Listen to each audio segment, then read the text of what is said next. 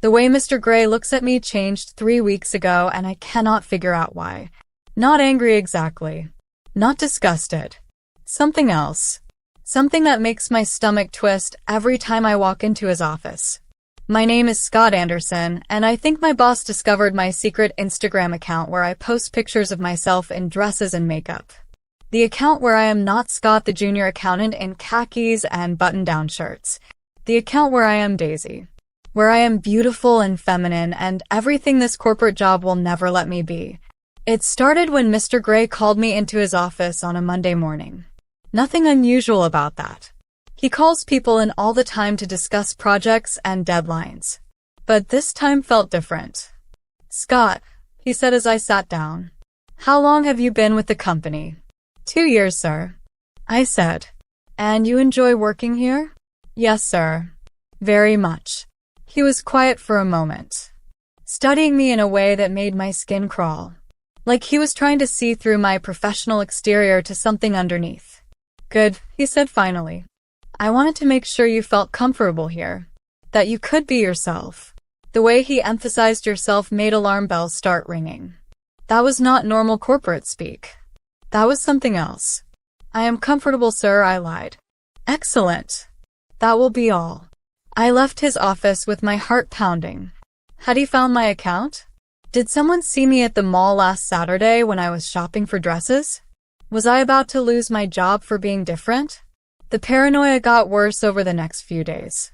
Mr. Gray would look at me during meetings in ways that felt loaded with meaning. He started asking me questions about my personal life. Whether I was dating anyone. What I did on weekends. What hobbies I had outside work. I gave vague answers and tried to stay invisible. But the fear was eating me alive. This job was everything. It paid for my apartment and my student loans and my ever-growing collection of feminine clothes. Losing it would destroy me financially and emotionally. By the end of the week, I was convinced I needed to find the Instagram leak. Someone at work must have discovered my account and told Mr. Gray. But who? I started going through my followers looking for anyone connected to the company. That was when I found it. An account with no profile picture and a generic username. The account had liked every single one of my posts going back 6 months. The account that had started following me exactly 3 weeks ago. Right when Mr. Gray started acting strange. My hands were shaking as I clicked on the profile. No posts. No followers. Just following one account. Someone was watching me. Someone new. And I was almost certain that someone was my boss. I spent the entire weekend terrified. Imagining getting fired on Monday morning. Imagining having to explain to future employers why I lost my job. Imagining my parents finding out because I had to move back home when I could not afford rent. Monday morning, Mr. Gray called me into his office again. "Close the door, Scott," he said. I closed the door feeling like I was walking toward my own execution. "I need to talk to you about something sensitive," he said. Something I have been putting off because I was not sure how to approach it. This was it. The moment my career ended because I could not stop being myself online. "I know about your Instagram account," he said. My heart stopped. Every worst fear confirmed in a single sentence. "I can explain," I started to say. "You do not need to explain anything to me," he interrupted. "What you do in your personal life is your business. But I do need to talk to you about something related to it." I waited for the other shoe to drop. For him to say that my personal life was affecting my professional reputation. That I needed to delete the account or find another job. Instead, he turned his computer monitor toward me. On the screen was a website I recognized immediately. A support forum for parents of LGBTQ kids. "My daughter came out as trans 2 years ago," he said quietly. "She is 19 now and struggling with whether to transition publicly or keep hiding who she is. She is terrified of losing her friends, her future, everything she has built." I stared at him in confusion. This was not where I thought this conversation was going. "I have been trying to find resources to help her," he continued. "Ways to show her that people like her can live full, happy lives. Can have careers and relationships and everything society tells them they cannot have." He pulled up my Instagram account on his computer. My carefully curated feed of feminine looks and positive captions about self-acceptance. I found your account 3 weeks ago while researching femboy and trans content creators. I recognized you immediately, even with the makeup and wigs. Same eyes. Same smile. Are you going to fire me? I asked quietly. Fire you? He looked genuinely confused. Scott, I called you in here to ask permission to show your account to my daughter. To show her that someone she could theoretically know in real life is living authentically and successfully. That it is possible to be yourself and still have a good job and a future. I could not speak. Could not process what he was saying. This was the opposite of every fear I had been carrying for 3 weeks. You do not have to say yes, he continued.